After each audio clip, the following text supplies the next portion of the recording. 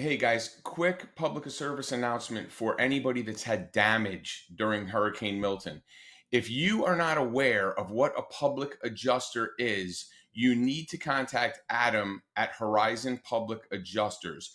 Essentially, a public adjuster is the one person, besides hiring a lawyer, that can negotiate with your insurance company. So I know people are dealing with FEMA and all sorts of other assistance. However, if your insurance company is not giving you the response that you're looking for, using a public adjuster maximizes the amount of return you get. So maybe, for example, your insurance company says, hey, you only need a new floor replaced. But it turns out the root cause of that is something in your roof or in your wall or whatever. Your public adjuster is going to go in there and negotiate and say, hey, look, it may be the floor, but it's caused by the roof, and the roof has caused wall damage, and the wall damage has caused window damage, and get you everything that needs to be repaired and negotiate on your behalf.